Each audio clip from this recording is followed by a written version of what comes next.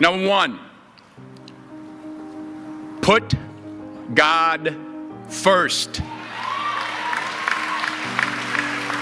Put God first in everything you do.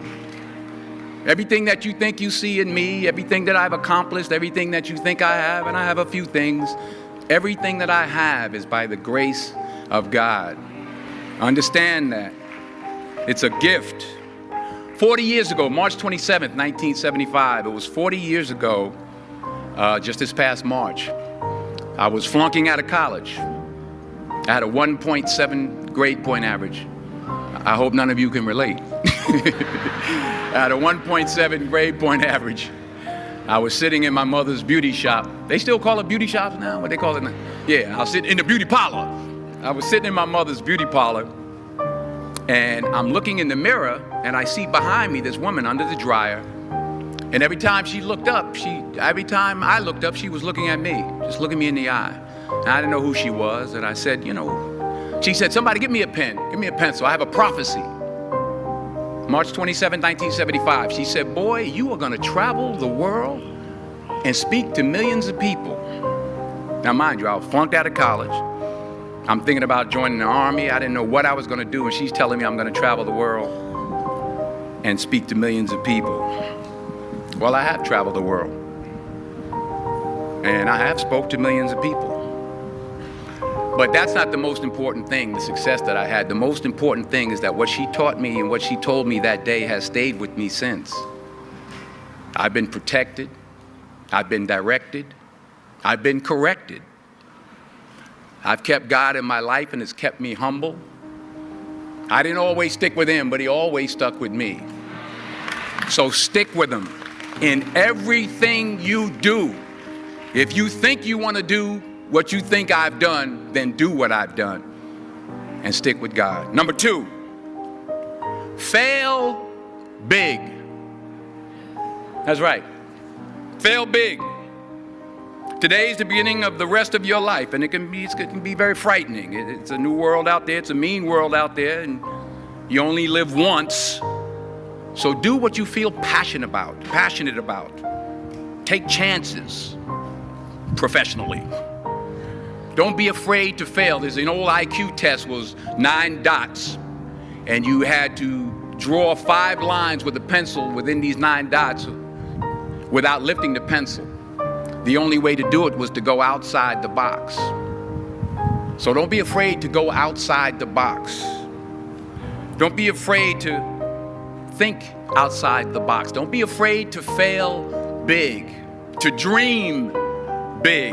But remember, dreams without goals are just dreams, and they ultimately fuel disappointment.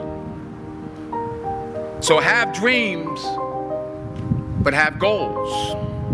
Life goals, yearly goals, monthly goals, daily goals. I try to give myself a goal every day. Sometimes it's just to not curse somebody out. Simple goals, but have goals. And understand that to achieve these goals, you must apply discipline and consistency. In order to achieve your goals, you must apply discipline, which you have already done, and consistency every day, not just on Tuesday and miss a few days. You have to work at it every day. You have to plan every day. You've heard the saying, we don't plan to fail, we fail to plan. Hard work works. Working really hard is what successful people do. And in this text, tweet, twerk world that you've grown up in, remember, just because you're doing a lot more doesn't mean you're getting a lot more done. Remember that. Just because you're doing a lot more doesn't mean you're getting a lot more done. Don't confuse movement with progress. My mother told me, she said, yeah, because you can run in place all the time and never get anywhere.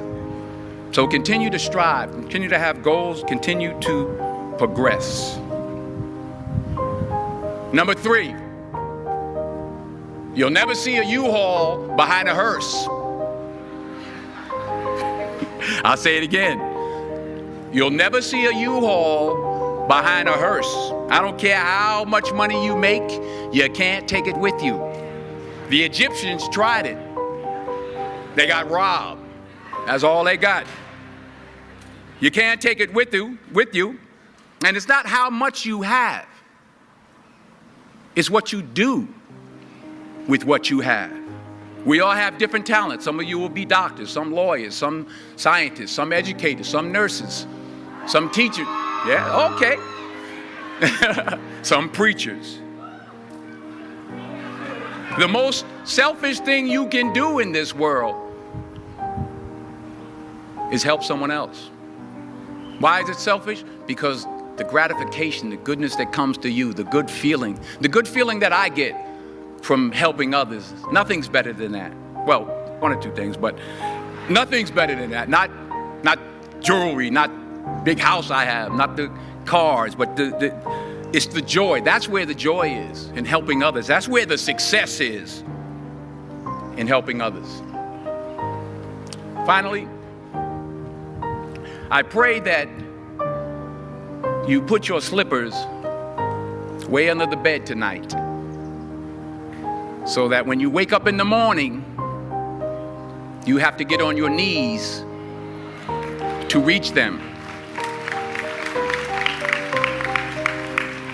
And while you're down there, say thank you for grace. Thank you for mercy. Thank you for understanding. Thank you for wisdom. Thank you for parents. Thank you for love. Thank you for kindness. Thank you for humility. Thank you for peace. Thank you for prosperity. Say thank you in advance for what's already yours. It's how I live my life. That's why I am, one of the reasons why I am today. Say thank you in advance for what is already yours. True desire in the heart for anything good is God's proof to you, sent beforehand to indicate that it's yours already. I'll say it again. True desire in the heart, that itch that you have, whatever it is you want to do, that thing that you want to do to help others and to grow and to make money, that desire, that itch, that's God's proof to you, sent beforehand already to indicate that it's yours. And anything you want good, you can have. So claim it. Work hard to get it. When you get it, reach back. Pull someone else up. Each one, teach one. Don't just aspire to make a living. Aspire to make a difference. Thank you.